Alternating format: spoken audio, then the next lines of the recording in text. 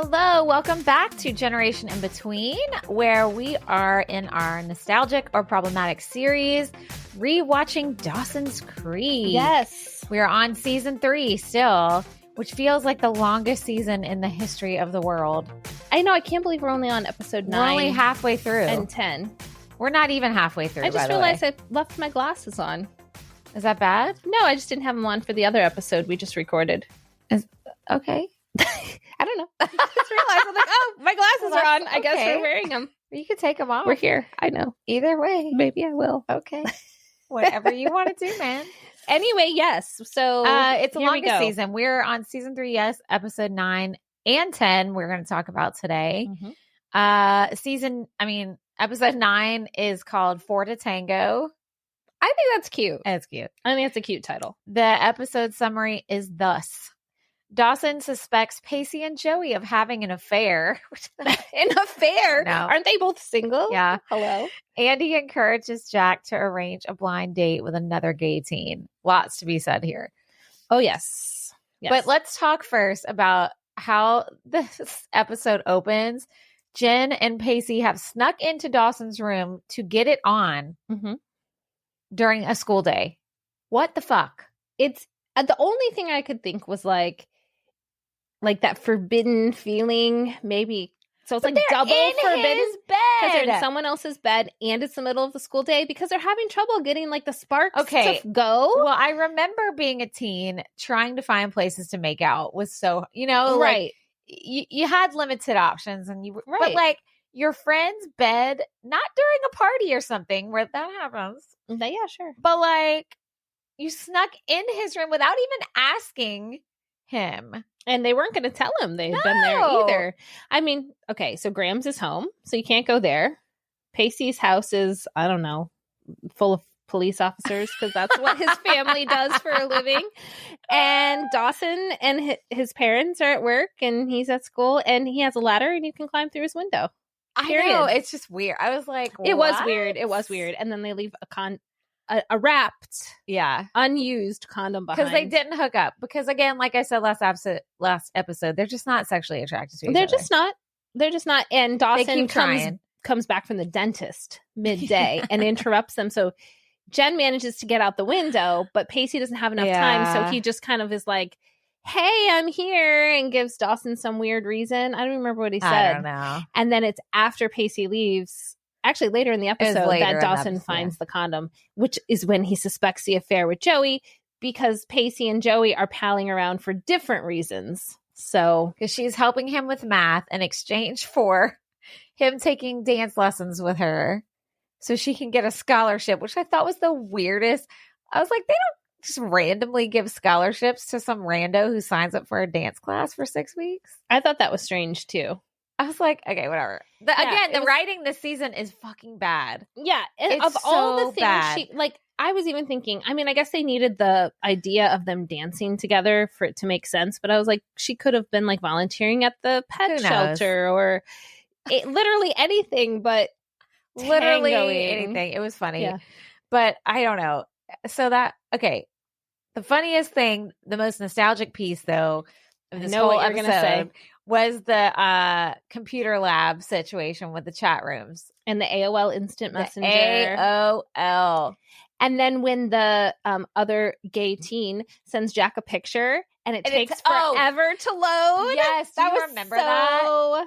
Good. Oh my God. And especially because they're excited. They want to see what this guy looks like. Yeah. So you're even more waiting for the picture to download because you're like, what does he look like? And then the picture. I know. It's like so 1999. So I mean, he was a good looking guy, but like just the quality of the picture and the type of thing you would have shared on AOL Instant Messenger. I remember one time because it made me remember like going to my college computer lab to check my email after dinner because we didn't have a computer in our room at first. You could eventually have one in your room and get internet, but it took forever. It was so slow. Mm-hmm. So even when I had like my computer in my dorm room, it was mostly just for like writing papers or whatever. But if I wanted to use the internet, I would just go to the computer lab because it was so much faster. Yeah. But I remember when you would like talk to people in chat rooms and stuff, and you'd be waiting for their picture. There was this one time, sorry guy whose name I don't remember, but back in the it was 1999. Yeah. Like I think we like chatted in a room, chat room, and then we would email. Do you remember doing that? And he went to my school. And we had mutual friends and stuff, and we were like, oh, we'll send a picture. And I got his picture, and I was like, oh no, he is not attractive. I was not attracted. He might be attractive. He might be to someone, and I was like, probably is. Did you ever have that happen? I feel like yes. I can't think of a specific example, but I specifically remembered that during this scene because it like takes so long to load, and I remember seeing his outline, and immediately I was like, oh no. And I was like, oh no. And it just kept getting worse and worse. Right, and I was like, it's already downloading. Oh shit. Like I'm not attracted to him. And what do I do now? And then I totally ghosted him. Well, then this is even worse. I totally ghosted him because that was super easy to do back then. But granted, remember, he went to my school. Right. We had mutual friends. I'm a dumbass. No joke, ran into him at a party at somebody's house weeks later. And he called me out on it. And he was like, oh, hi, nice to meet you in person. Thanks for never messaging me back after I sent you a picture. And I was I didn't know what to do. I don't even remember what I said. I don't know. Because I think I sent a picture first. Okay. And he obviously liked your picture to send his. And then that's even more awkward. Because then what do you do? Look, especially back then, all that stuff was like a wild west of etiquette. Oh my God. So like, really? It's like, what do I do? This isn't an in-person thing where I see a person and I can make that decision on the spot. Well, and there was no swipe right left like there is now, guys. Right. There's no swipe right where it's just super easy to like you're on Messenger and you're in your personal email. Yeah. And I was thinking, and I could be totally wrong, but I feel like this is the first episode of Dawson's Creek where they've talked about email. I feel like they've been on computers doing schoolwork. Yeah. But and so then it was like the email, it was like the AOL, it was like they hit it all. The different like the chat rooms. And also because I was still like at the end of high school when chat rooms were kind of starting to happen. And by the time I was at college, I was in some of them. They would not have allowed us to do those at school. Like you would not be allowed to be in a chat room at our high school. I think they had rules about that. Well, maybe I think maybe eventually they did, but I don't think they did it first. Maybe we didn't have the firewalls and all that to understand. Yeah. And even was it the librarian who's like, I met a guy online that way. Yes. Hideous. Yeah. And I was like, okay. Which is so funny to think about dating now because it all happens through apps or online. Absolutely. Literally. And appearance like leads it. Granted, you can only tell so much about a person from a picture, especially nowadays, but you see what they look like right away through those things. Oh, and even if you're not like social media, you can find it. I creep on people for non-dating purposes. I was going to say, oh, really? No, for non-dating purposes all the time. Like I'll be like, oh, I wonder what this person is like, blah, blah, blah. Let me go what else is going on in their life? Yeah, I'm the same way. People always creep on social. And I mean, people probably do it to us, so it's fine. I would imagine. Well, they hear about wiener sandwiches and yes, they do. So a funny thing you were saying about how sort of like the firewalls weren't, it's almost like technology was ahead of the protections for it. Oh, it was. So my husband, he worked for an insurance company in his 20s. Definitely not the job for him. Corporate 9 to 5. Super office culture, and he doesn't like to talk to people, all this stuff until he worked. You got bills to pay. Until he worked in a newsroom, he worked in sports. Then he liked to talk to everybody because they were talking about sports. Yeah, and it was a job he liked. Right, but he just wanted to like go to work, head down, get my paycheck, do my work, go home. And people were always trying to chat with him and all this stuff. So they had put firewalls up or protections against things like MySpace and Hotmail and all this stuff. But he really wanted to be able to like send personal emails at work. So he was a member of this site called God is Dead, and they had their own email client. So he had an email address, brant@godisdead.com. Everyone, please send him an email now. I don't know if he'll get it or not. Oh my God, you're going to piss him off. No, God is dead is dead. Like the site no longer exists. Because we looked. But I just thought that was so him. and so funny because like what insurance company is going to be like, you know what? We should make sure we have a firewall for God is dead. God, calm. Like, no. And that's also the job where he got in trouble because he would do radio at night. Oh, right. And he got called in because he told that story on here, didn't he? Yeah, he did. He did. Yeah, when he was on our because he didn't act as friendly in real life. Yeah, they were like, everyone's upset because you sound so friendly on the radio, but you're not very friendly here. He's like, okay, am I like being disciplined for something? Like, did I do something wrong? Like, I don't know. It was just really funny. And they said, no, you're not as nice. Yeah. He's like, well, thanks, because y'all all suck. Yeah, exactly. I don't remember what he said as something like that. Something like that. He's like, I don't want to talk to any of you. Valid. Is that not allowed in the handbook? Like, what rule have I violated? Well, it goes along with Troy says the world is prejudiced towards extroverts. For sure. It's extrovert privilege, which he's not wrong. He's not wrong. And I don't mind because I'm an extrovert. Yeah. I'm like, I will take that privilege and stick it right in my pocket. But it is, I mean, he is right because, and my sister is an ambivert. She goes back and forth in between the two. But there is a lot of time, which I think a lot of people are. Yeah. There's a lot of time, she works with people. She's a nurse practitioner. But sometimes she's like, I just want to go see my patients and be done. Yeah. I don't always want to do the extra. Sure. And like what she really, like when my mom passed, and I think I shared this last time, we had like, she didn't want a funeral or memorial or anything like that. We had like a gathering at a restaurant the day after she died for people to just stop in, pay their condolences, chat, whatever. My sister was dreading it. And she was like, I hate that kind of like thing. Like, and I mean, I don't love it either. Nobody loves to hear, I'm so sorry your mom died 800 times. Like nobody loves that. But it doesn't, she's like, I'd rather be at mom's deathbed again 10 more times. And I'm like, excuse me? And that's really bad. Yeah. I would much rather just hug people and say, thank you very much. Okay, great. I'm the same way. But she cannot do that. Like it's just, it feels, I think, trite or whatever. Sure. Well, something like that feels like you have to put on appearances for other people when you personally are dealing with a lot. And sometimes, and to me, it's just like, well, whatever. Like they want to just say what they want to say. Right. Let them do it. Agree.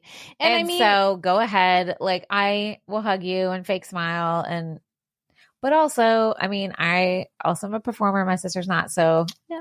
We can kind of turn it on. Yeah. And even I like get to my limit. There'll be times I'm just like, I don't want to talk to anyone. Which is interesting because when you're a person who generally, I mean, and that's just being a human, I think. When you are a person who generally is very chatty and whatever, the second you're not, people wig out. Oh, yeah. Like when you have a day like that, people are probably like, are you okay? Are you all right? Are you all right? Absolutely. Not my family so much. Well, right. And even just to my family, I will say I'm in a mood. I'm tired. Yeah. I'm overstimulated. I just need to like sit here for a bit. Yeah. And even my youngest will be like, okay. Yeah. But yeah, if I'm here in the studio or something and for some reason for 30 seconds, I don't have that, everyone's like, what's going on? Yeah. What's wrong? What happened? Yep. And I get that. Because it is not in my normal character or your normal character. But sometimes we also just need to like shut it down for a little bit. And I've been like extra super salty this summer. Like I've been like rewatch because I do our clips and I'm good God, like I am so salty like every episode. And I'm like, I mean, it's fine. I have to just let myself be salty this summer and then I'll get back to normal. But like, well, not normal, but yeah, I'll get back to normal. Whatever. But again, when you have times, people are like, oh, and it's like, it's fine. I'm also a human. It's okay. 100%. But anyway, all right, moving on. Let's keep on. Dawson's. Speaking of being a human. Yes, who? Fucking Pacey, where he was like, I know what my problem is with studying. I equate sex with studying and getting rewarded for studying because of Tamara and because of Andy. And I'm like, you are totally saying it's somebody. You're doing bad because nobody is giving you a reward. That's what he was saying. Yes. And Joey called him out on it. She did. But I was Joey's like, come on. Yeah. That was a lot. But then I was like, but also is that like true to his character? No. It's the bad writing of the season. Fair. It's so bad. Okay. What else? Did you not take notes? No, I didn't. Oh, okay. Wow. But I have a lot of thoughts. I'm just going to what do you, this only had one other note for this episode because I was just irritated that the season sucks so bad. Yeah. What do we think about Dawson, how he was all up in Joey's business about if she was hooking up with Pacey or not? I mean, he is jealous. Yeah. But it's none of his business. No, he's wrong to be up all in it. Right. But also, like, the human component is it's bothering him. Yeah. And that's what they wanted us to see. Yeah. He's, like, happy when it's Jen, which is weird. I know. Because Jen's his ex-girlfriend, who he's done more with or the same amount, I don't know, as Joey. So that was kind of interesting. It's this continued, like, it's not the time for me and Joey, but I don't want anyone else to be with Joey, which is super Which is annoying. what Pacey says. Like, you don't want her, but you don't want anybody else to have her. Yeah, and I like the part where Pacey was like, look at her, she's a freaking goddess, you know? Like, he can say that. I mean, obviously foreshadowing, but like, he can say that at least at this point because he's not in a relationship with her, and it's an objective comment. Right. It's like clearly she's an amazing person who's beautiful and wonderful and smart and intelligent. Like, what do you think is going to happen if you guys aren't together? People are going to be interested in her. Like, she's going to like find other people, whatever it is. Oh, I know what I was going to say. That dance instructor, what in the world? Like, she had all sorts of like psychological thoughts about life. She's like, well, you two are it's always the ones who fight when they're dancing that are meant for each other. That are sexually attracted to each other. And I'm like, you're talking to children. One. Can't you see that? Like, she's basically like, just go have sex already. Like, I was like, who, what? And then teenage kids. Yeah. And then at the end, she's like, oh, funds are really tight. We don't have that scholarship anymore, but I can offer you 6 months of free lessons or whatever. And they were like, no, we're good. But yeah, I don't know. Her character was strange. It was weird. It didn't really add up. Well, okay. Moving on to the next episode, we had another character that didn't make sense. It was that Dean's secretary. Oh, I actually liked her. Well, I like her too, but I'm saying it was like, it was very random that she's spending so much time. We're skipping ahead, but we'll get there. Right. So the four, which I thought it was odd that Jen wasn't in that episode. At all. Do we want to go ahead and skip into the episode? Yeah, sure. All right. Well, pause. And we'll get right back. Season 3, episode 10 is called First Encounters of the Close Kind. Spielberg reference. It is. In Boston, where Dawson entered a film festival, Andy and Joey make a college campus visit while Jack explores the city's gay scene. That's the summary. That's what happened. Okay, so and Jen was not in it. She doesn't go. So I don't think they even mention her. I know, it was really weird. Didn't go on this trip. Maybe she was recording something. I guess we'll see if she's on the next episode, or if there's like a pause in her being in episodes, or they just were like, 4 is an even number. We don't also need to send Jen. But Pacey also. Yeah. I don't know. Maybe they're just off in a coat closet. Well, because it would have been a reach for them to have a storyline to go to college. Yeah. With them. They could have been in Boston doing something else, but yeah, maybe. But I don't know. It was probably easier this whole to do it this stupid. way. I don't like it. So, yes. So, first of all, I did think it was funny the part where Joey is looking for her. She's there for the weekend. So, she's staying in the dorm, so she has a roommate. She's looking for her roommate, AJ, who ends up being a guy. And then her name's listed as Joseph instead of Josephine. Right. Or just got cut off because Josephine's a long name, I guess. So it's this whole like gender neutral names. So now she's staying with a guy, which first of all, I would not stay in the same room with a man I had just met, a literal man. And she's like, at first she's like, I'm not doing it. She's like, okay, it's fine. I'm like, hell no. Nah. I'd be like, you put me in a different room. No. No. And also, like, that's a pretty big oversight for the university. I'm like, there wasn't a box where you could mark, like... And then if you're okay with that, that's fine. I mean, they have co-ed dorms, but they're not usually... You have to consent to that. Well, and one is feasibly a teenager / child, and one is feasibly an adult. Right, over 18. Well, yeah, he's a junior, so over 18 for sure. He's like a graduate assistant. Yeah. Or a class Well, he said he was a junior. Sort. It's his junior year or whatever. Yeah. But then, speaking of him, he is mean to her and so put out. But, like, why did you sign up to be the junior mentor, whatever nonsense title they gave you? You're so put out and aggravated. Why did you sign up to do it? And maybe they get paid or something, but which is a very college thing to do. Well, to be like, sure, I'll take that job. And then be like, just kidding. Go take a tour by yourself, which is basically what he did. You're right. I mean, again, you're right. And then the whole Little Women thing, which Joey, and this is way later, but Joey says that she was named after Joe in the book. But her name is not Josephine. I think it is. And she goes by Joe March. I think her name's Josephine in the book. I thought it was. I'm going to look it up. Okay, look it up. Keep talking. Is it like Jocelyn or something? What? That's a name I've heard before. It's not Jocelyn. No offense to the Jocelyn's out there. No, that was just a bit of a jump. Was it Josephine? I thought it was something Josephine else. March. Okay, you're probably right. Little Women and the names. And the reason I'm asking is because was there one named Bessie too? It only says Joe. What's her full name? Hold on. Nobody knows except me. No. It's Josephine or Jocelyn. It's one or the other. I know. Let's see. Everybody's like yelling at us. Yeah. Joe's full name in Little Women. There you go. This is how it is to be a middle-aged person. You have to be very specific when you ask the AIs to help you. The AIs. Yes.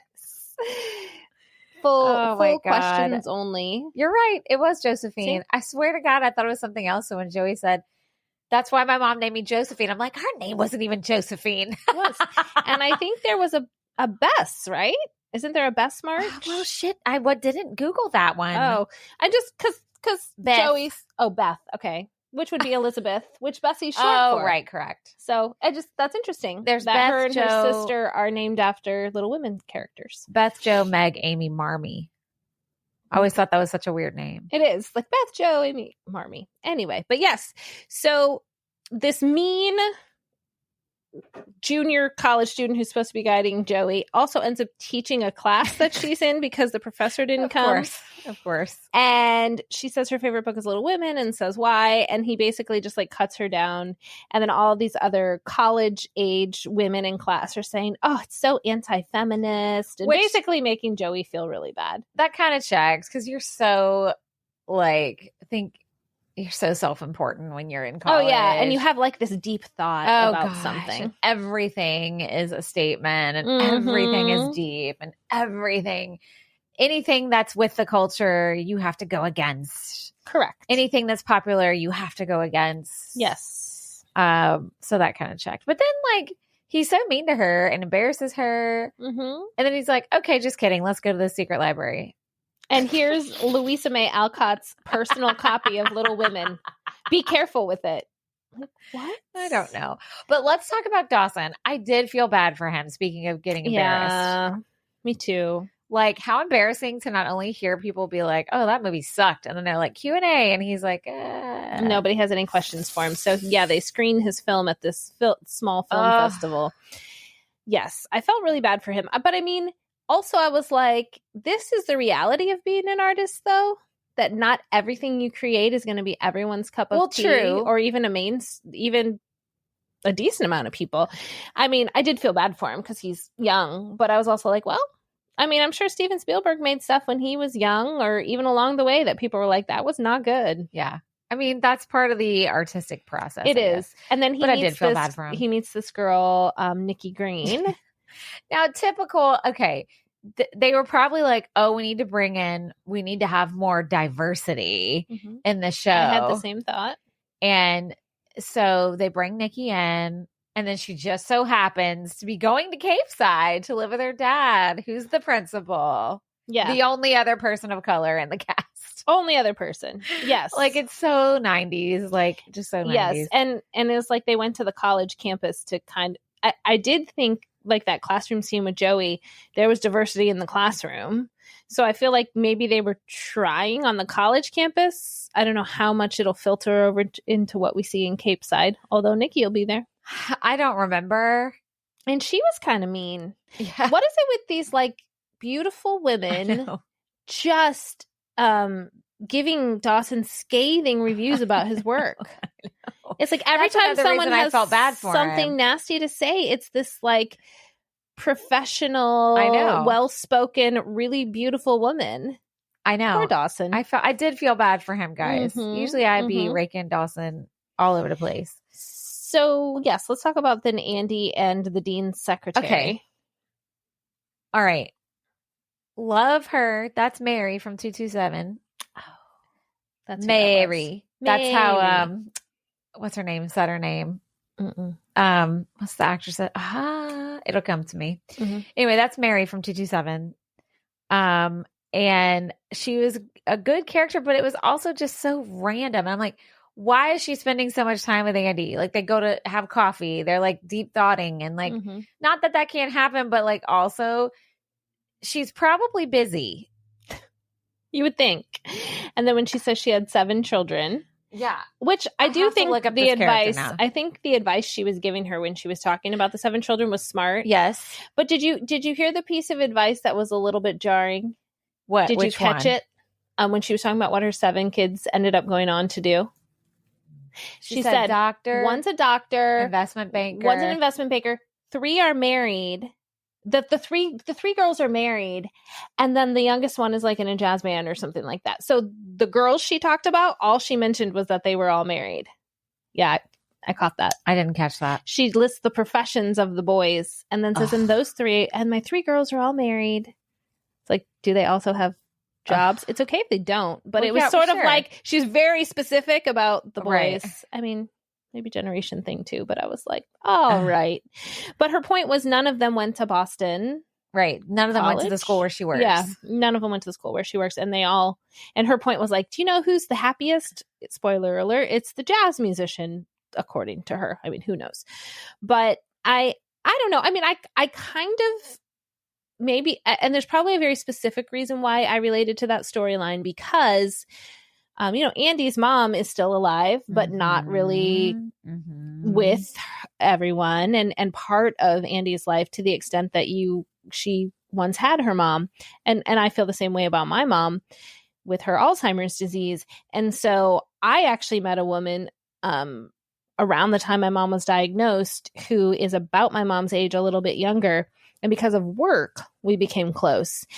And I wouldn't say she like stepped in for my mom or anything like that, but she did kind of come into my life at a time when like it was nice to have someone I could talk about something going on with my kids. And she had her own kids and grandkids at that point and could kind of like be a mom and talk me through it. Okay, but that was like a relationship. That was a relationship that formed because of work and is still a relationship today. Correct. But maybe that's why I related to that. Because it's like, I know how that feels to have like that kind of motherly figure sort of, even if it's just a little tidbit of advice or a little bit of something that makes you feel comforted when you're trying to be grown up independent on your own. It's nice when someone recognizes that you could use that little bit of like, I got your back from a mom perspective. I don't know.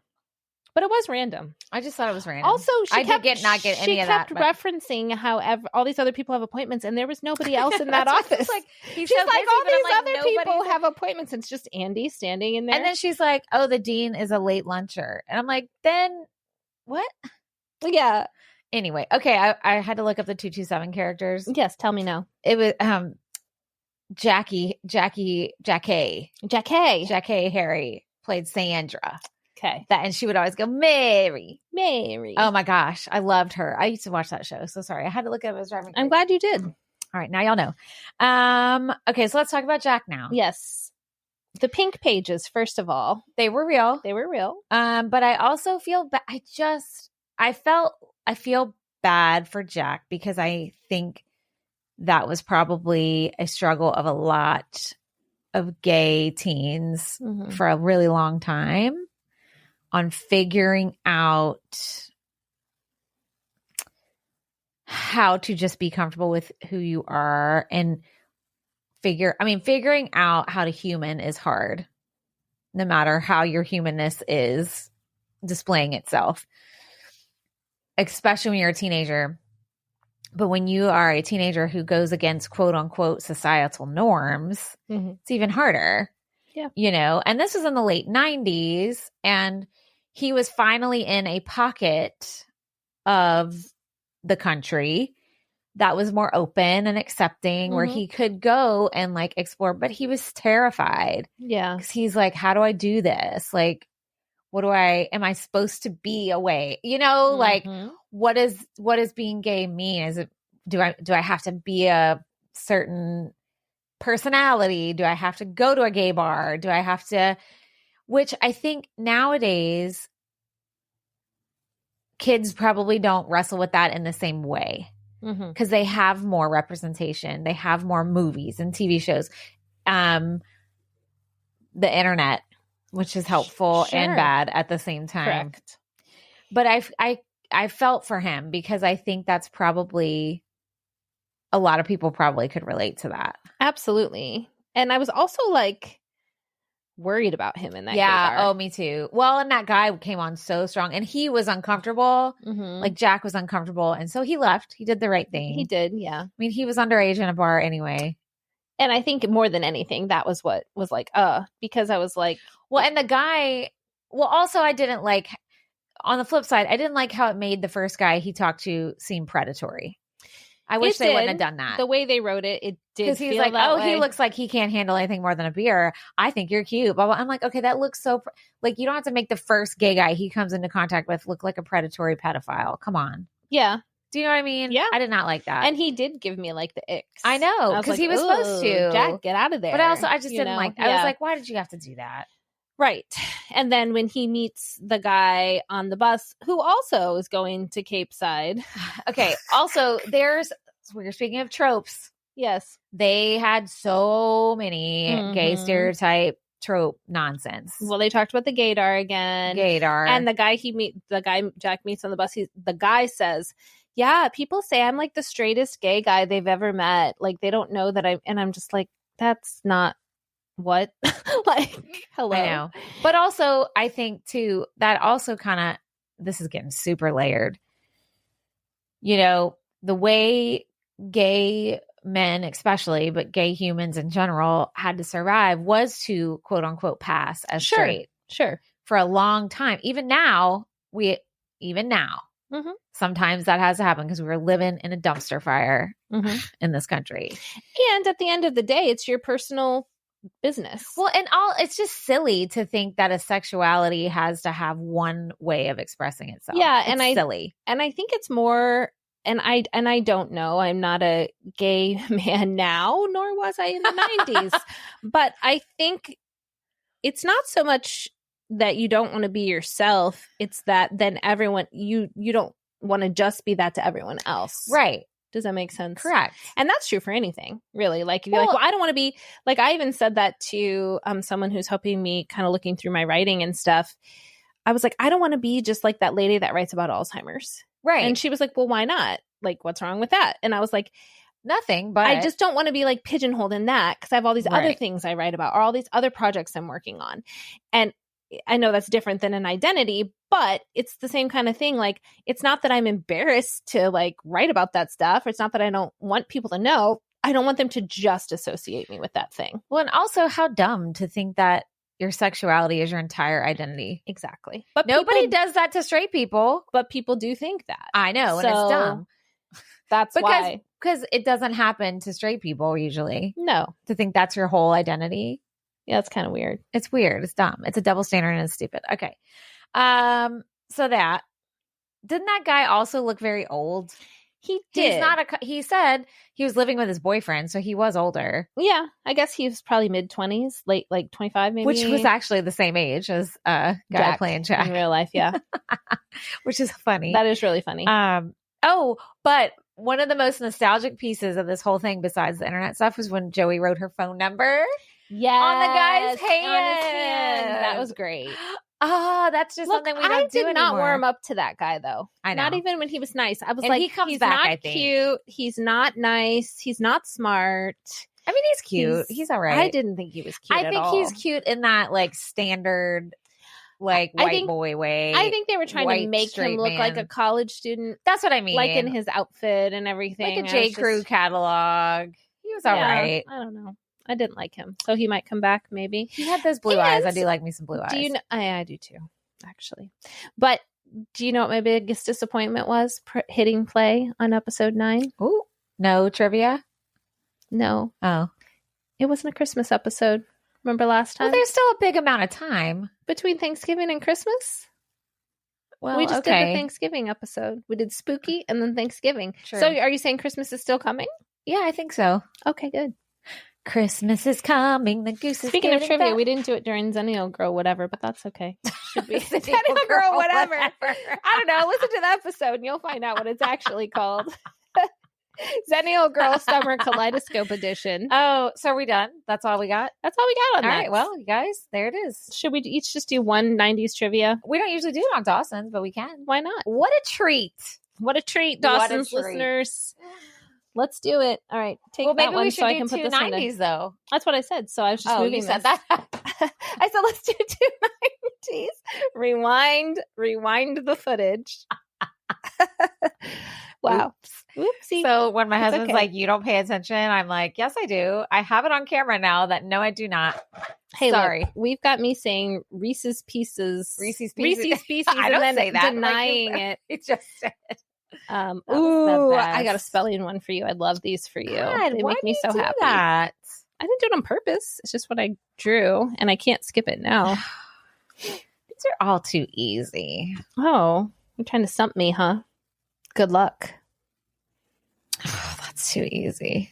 Oh, well, you're going to get it. You never know. I might not. Okay, you ready? Yeah. 90s spelling bee. Just spell the name. You'll get 2 tries. Okay. Uncle Jesse Katsopoulos. Oh! In a full house, he brings the hair in the vest. Katsopoulos. I don't know. That's a Greek name. That's hard. It is. Greek names are hard. Greek names are long, and I am a bad speller. So try once. All right. Jesse is Jesse. Katsopoulos. Is it? Jesse. Is it Katsopoulis? Yes. What?